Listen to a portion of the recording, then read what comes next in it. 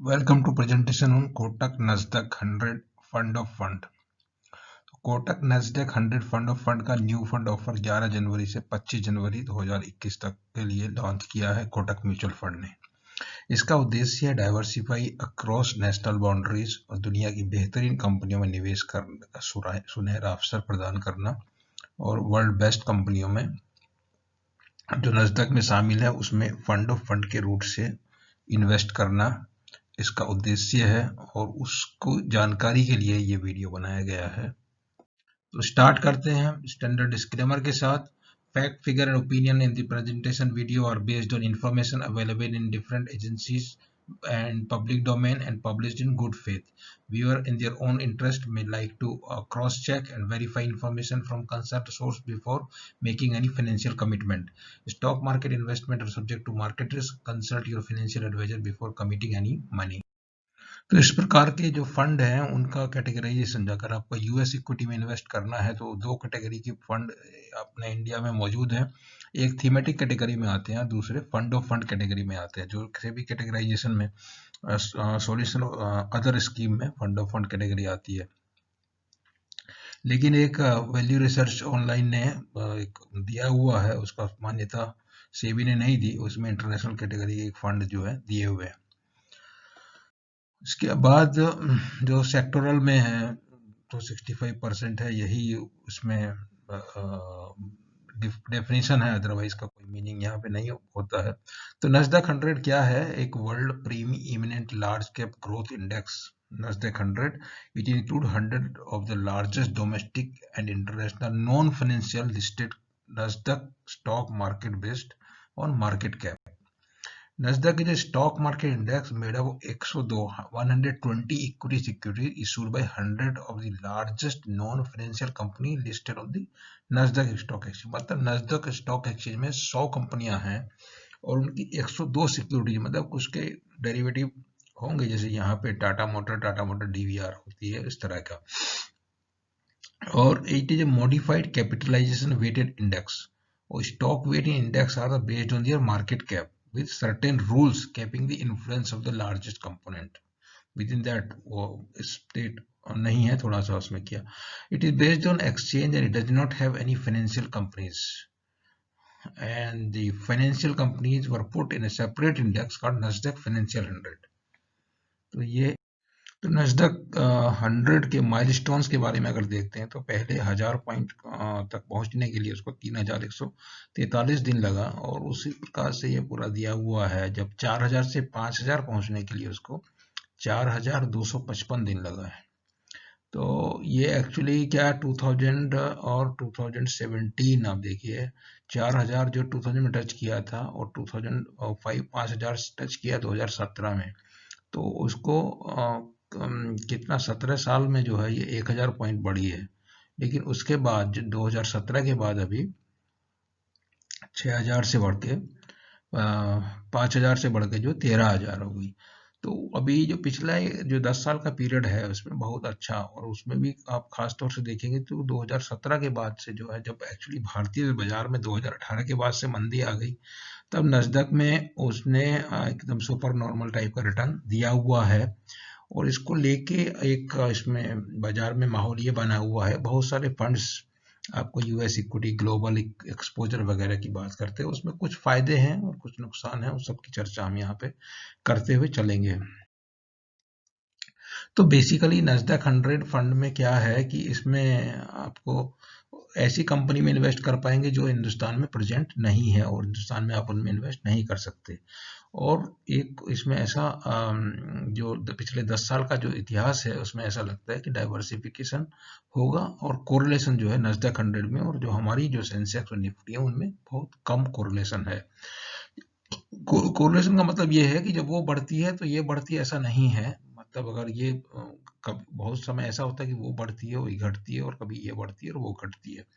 तो जैसा है डाइवर्सिफिकेशन भी हो जाएगा और कोरिलेशन उतना नहीं होगा। अगर कोरिलेशन बराबर है उसमें डाइवर्सिफिकेशन का आपको कुछ फायदा मिलता नहीं, क्योंकि जिस अगर दोनों भी आपने दो स्टॉक में इन्वेस्टमेंट किया और दोनों में कोरिलेशन बहुत अच्छा है, तो जब बढ़ेंगे तो दोनों बढ़ेंगे और घटेंगे दोनों घटेंगे। तो ये डाइवर्सिफिकेशन है विद लो कोरिलेशन। दूसरा एक इसमें आपको करेंसी का जो है हेज मिलेगा कि अब आपका रुपया डिप्रिसिएट होता है, जैसे रुपए और डॉलर का कीमत जो है 50 रुपए से 60 रुपए हो गया, 60 रुपए से 70 रुपए हो गया, 75 रुपए हो गया, तो आपका क्योंकि डॉलर में इन्वेस्टमेंट होगा इंडेक्स में, तो उसमें जो आपको करेंसी अगर डिप्रिसिएट होती है उसका भी बेनिफिट वहां पे इन्वेस्टमेंट करने से मिलेगा। और दूसरा जो है नस्दक का काफी ये जो 35 साल का इतिहास है और बहुत अच्छी कंपनियां, जो वेल नोन कंपनियां जिनका आजकल बहुत चर्चा है, बोलबाला है, वो सब इसमें हैं। तो इसमें स्ट्रक्चर किस तरह से फंड को किया गया कि इंडियन इन्वेस्टर इन्वेस्टमेंट करेगा कोटक नस्दक 100 फंड ऑफ फंड में, और वो इंटर इन्वेस्ट करेगा आई शेयर नस्दक 100 ETF में इन्वेस्ट करेगा। तो इस तरीके से इस फंड का जो स्ट्रक्चरिंग किया गया है। और उसमें जो कंपनियां हैं आप देखिए, उसमें Netflix, Tesla, alphabet, Facebook, Expedia, zoom, Workday, Splunk, Moderna, ये सब कंपनियां वहां पे हैं। और हर एक साथ के हर एक जो भी जानकारी है उसके साथ में डिस्क्लेमर साथ साथ दिया हुआ है। और पिछले कोरिलेशन की जब बात करते हैं तो पिछले जो 10 साल में 11 साल में जो देखने को मिला है, जैसे 2010 में आप देखते हो नस्दक में और निफ्टी में, और निफ्टी टीआरआई का जो है निफ्टी 500 टीआरआई निफ्टी, उनके निफ्टी का रिटर्न 19% है, नस्दक का 15% है। और कैलेंडर ईयर 11 में नस्दक का रिटर्न बेटर रहा, इस तरह से 13 में नस्दक का बेटर रहा, 12 में निफ्टी टीआरआई 500 जो है उसका रिटर्न बेटर रहा, और इसका जो है निफ्टी का भी बेटर रिटर्न रहा है। 13 में नस्दक का ज़्यादा अच्छा रिटर्न रहा, और 14 में फिर हमारा इंडिया का ज़्यादा हो गया। फिर 15-16 में नस्दक का बेटर रहा, 17 में फिर अब रिवर्स हो गया, 18, 19, 20 ये तीनों में जो उनका ज़्यादा अच्छा रिटर्न हुआ है। 17 के बाद एक्चुअली उसका बहुत ज़्यादा ग्रोथ हुआ है, जो हमारे मार्केट में जब वो long term capital gains tax आ गया और दूसरी बैंक की एनपी की समस्या बढ़ती रही, तो उसको लेके यहाँ के मार्केट में उतना रिटर्न नहीं मिला है। लेकिन अभी आगे क्या होने वाला है उसके हिसाब से जब आपको निवेश करना है, future back rear view mirror में देख के नहीं करना, आपको आगे के बारे में सोचना है कि आगे क्या होना है। तो वो सब चीजें ध्यान में रखते हुए हम इसकी चर्चा में बीच बीच में वो सब जानकारी शेयर करते रहेंगे। तो इसमें कंपोजिशन इस तरह का है नस्डैक 100 का, इसमें 47.9% आईटी स्टॉक्स हैं और 20% कंज्यूमर ड्यूरेबल है, कम्युनिकेशन सर्विस 18% है, बाकी health care, consumer staple industry छोटे छोटे इनके वेट हैं, और फाइनेंशियल इसमें कोई भी नहीं है, ये इसमें चीज है मेन। और हमारे मार्केट में पिछले 3 साल में ज्यादा से ज्यादा समस्या फाइनेंशियल्स की वजह से ही रही है। तो और इसमें फाइनेंशियल का असर नहीं है, ग्लोबल मार्केट में भी फाइनेंशियल्स का थोड़ा सा इशू रहा है। इसके लिए इसमें जो है पिछले 3 साल का जो है आपको रिटर्न जो है उस परिप्रेक्ष्य में देखना जरूरी है।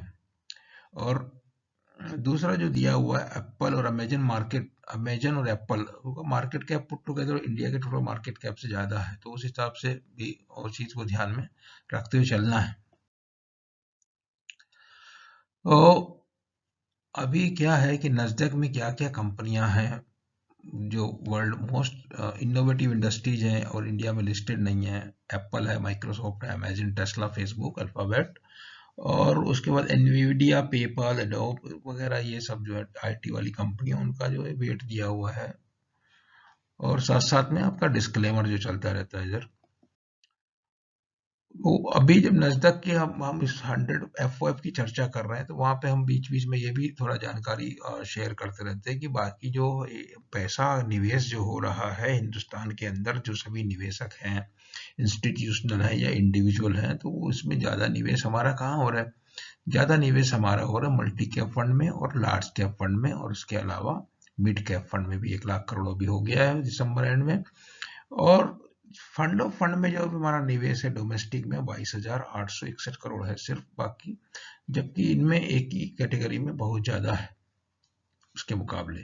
तो विजडम कहाँ है वो थोड़ा देखना है, साथ साथ उसको देखते हुए चलना है। ये है दूसरा इशू ये है कि इनका जो बेंचमार्क आपके पास यहीं पे मौजूद है, आपके पास कंपैरेटिव फंड्स हैं, तो आप जो है कभी भी जब मार्केट में गिरावट आती है तो आपको सोचना की जरूरत पड़ती है कि जहां पे हमने निवेश किया उसको रखें या उसको अंडर परफॉर्म कर रहा है, ठीक से परफॉर्म नहीं कर रहा है, कंपैरिजन कर पा रहे हैं कि नहीं कर पा रहे हैं, तो उस हिसाब से आपको उसी में रहना या निकल जाना है, वो सब भी बार बार जो है रिव्यू करने की जरूरत पड़ती है। तो उसके लिए आपका बेंचमार्क का रिटर्न और उसका जो पीयर ग्रुप का रिटर्न और कैटेगरी एवरेज वगैरह वो सब देखने की जरूरत पड़ती है। तो इसमें थोड़ा सा वो सब आपको जानकारी मिलेगी नहीं। ये हमारे जो फंड है उनका AUM है, इसका बहुत ज्यादा यहाँ पे महत्व उतना नहीं है। और जब हम इसकी बाकी फंड की तुलना करते हैं, ये नस्डक का काउंटर पार्ट एक फंड अपने पास है, Motilal Oswal Nasdaq 100 fund of fund. तो इसका तरह का है ये। तो अगर हम देख रहे हैं कि 1 ईयर के रिटर्न जो भी दिए हुए हैं अभी यहाँ पे, आपके मल्टी कैप का देख लीजिए, मिड कैप का देख लीजिए, स्मॉल कैप का देख लीजिए, और बाकी FOF का देख लीजिए, तो एक 49% जो है और फिर 2 साल में 42% है, वो बाकी कहीं आपको नजर आएगा नहीं। कारण यही है कि नस्डक का पिछला 3 साल का रिटर्न बहुत अच्छा है। उसके अलावा एक PGIM का ग्लोबल इक्विटी फंड है, उसका भी जो रिटर्न जो है उसका 1 साल में 65% है, और ये है। तो उसमें उसने क्या किया, नस्डक में नहीं किया उसने, और बाकी उसके अलावा भी जो ऑप्शन अपना रखा है। बाकी अगर दूसरा देखते हैं, जो थीमेटिक कैटेगरी के फंड हैं, उसमें हमने 3 को ये परफॉर्मेंस के लिए यहाँ पे रखा है। एक ICICI का US ब्लू चिप फंड है, उसका परफॉर्मेंस आप देखिए तो वो 20% ही है। वो हमारे जो इंडियन मार्केट के जो भी टॉप परफॉर्मिंग है, स्मॉल कैप है, मिड कैप है, मल्टी कैप है, उनसे नीचे ही है। और इसी तरह से एक आदित्य बिरला का इंटरनेशनल इक्विटी फंड है, या फिर निप्पन इंडिया का US इक्विटी फंड है, उनके रिटर्न तो ज्यादा नहीं है। नस्डक वाला जो है ये मोतीलाल ओसवाल का नस्डक का FOF का, इसका रिटर्न ज्यादा है, क्योंकि नस्डक ने पिछले 3 साल में बहुत अच्छा रिटर्न दिया है। वो सब चीज को ध्यान में रखते हुए चलना है। और ये ईयर वाइज मतलब ईयर वाइज रिटर्न दिए हुए हैं। ईयर वाइज रिटर्न आप जाइए 2012 में जाइए, 2012 में जो है नस्डक का मोतीलाल ओसवाल का जो नस्डक का FOF था उसका 12% रिटर्न था, और आपका जो बाकी यहाँ पे मिड कैप के 30-40% तक रिटर्न थे, 45-41% मल्टी कैप के, और मिड कैप के 40% तक रिटर्न रहे, स्मॉल कैप के भी 30-40-50% तक रिटर्न रहे। 13 में 55% इसने रिटर्न दिया, लेकिन हमारे यहाँ पे कम हो गए। तो वही कोरिलेशन जो है आपको फायदा इसमें मिलने का उम्मीद है। और सेम 14 में दूसरा हो गया, 14 में यहाँ पे कम हो गया, और इंडियन मार्केट में अच्छा रिटर्न आया, और इसमें नस्डक में उतना अच्छा रिटर्न नहीं आया। 15 में यहाँ भी उतना अच्छा नहीं है, उधर भी उतना अच्छा नहीं है। 16 में जो है इसमें नस्डक वाले में नहीं आया, यहाँ भी कुछ खास नहीं आया। और 17, 18, 19, 20 में जो है आउट परफॉर्मेंस है, 19 और 20 में। एक DSP का US फ्लेक्सिबल इक्विटी फंड है, उसका तो 2020 में 72% रिटर्न है। और एक फ्रैंकलिन का फीडर FOF है, ये इसमें 50% रिटर्न है। तो काफी दिनों से ये अभी 3 साल में ऐसा रिटर्न दिया, तो सब जगह जो है वो बेटर उसका परफॉर्मेंस जो है नजर आने लगता है। तो बाकी जो है US टेक 100 एक इंडेक्स होती है, इसकी पैरेलल टाइप की इंडेक्स है। तो वो जो 2000 में जो पीक हुआ था, तो उस समय नस्डक भी पीक किया था मार्च 2000 में, और उसके बाद जो है 10 साल आप देखिएगा यहाँ पे या ग्राफ में देखिएगा, तो 2000 से 2010 के बीच में कोई खास रिटर्न उधर आया नहीं। जो भी रिटर्न आया 2010 के बाद आया, और उसमें इसी को जब हम नस्डक इंडेक्स में देखते हैं तो वही रेप्लिका उसी का है। तो यहाँ पे नस्डक 100, डॉ जोन्स और S&P 500 के रिटर्न को कंपेयर किया हुआ है। ये ग्राफ है पिछले 20 साल के करीब हैं, 20-21 साल के हैं। तो इनमें भी आपको यहाँ देखने को मिलेगा कि 2001 से लगा के जो है 2010 तक जो है कुछ इसमें कुछ भी रिटर्न नहीं आया। और नस्डक का हो या S&P 500 का हो या डाउ जोन्स का हो, उन सबके रिटर्न जो है 2010 के बाद में ही आए हैं। और उसमें नस्डक का जो है ये 2000 क्या बोलते हैं 17 के बाद का रिटर्न जो है बहुत अच्छा रिटर्न है। और बाकी अगर major currency, world major currency जो इंडाइसेस हैं उनके साथ भी कंपैरिजन किया, तो उसमें भी नस्डक जो है टॉप में है अभी।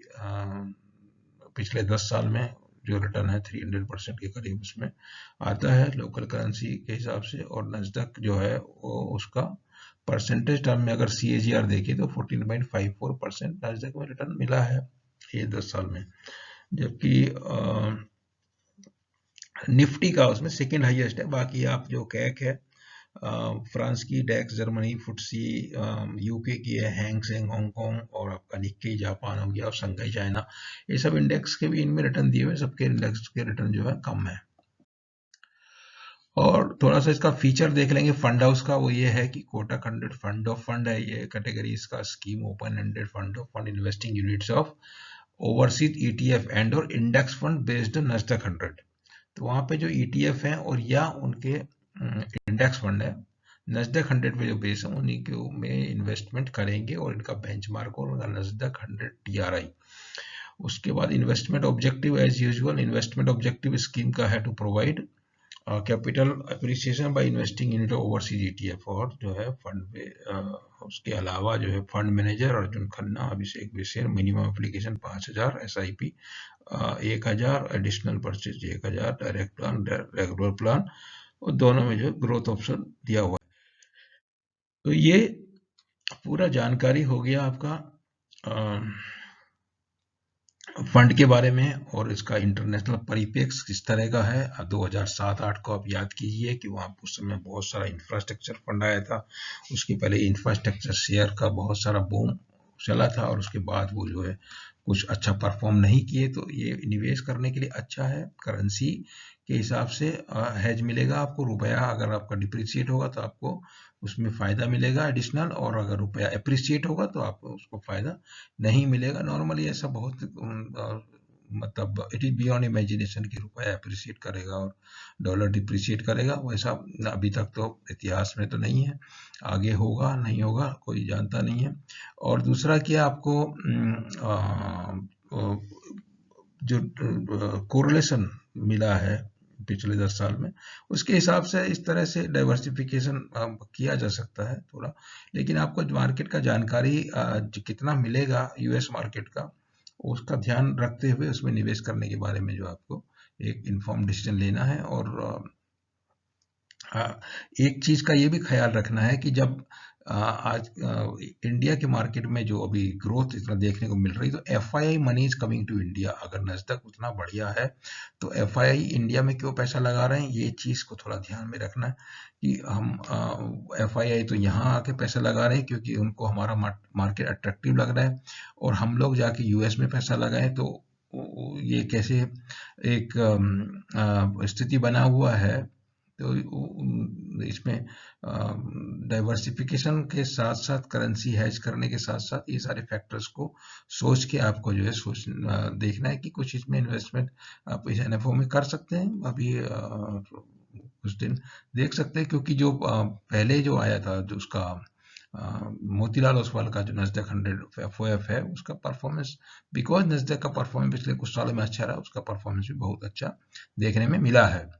तो ये जानकारी आपसे शेयर किया गया वीडियो में। वीडियो में दिया हुआ जानकारी आपको समझ में आया, अच्छा लगता है तो आप वीडियो को लाइक कीजिए और चैनल को सब्सक्राइब कीजिए। उसके अलावा हमारा ट्विटर हैंडल BuSanSitu, वहाँ पे जाके आप हमारे सारे वीडियो, कमेंट और सब कुछ देखो, आपको वहाँ पे अवेलेबल मिल जाएगा। Thank you very much.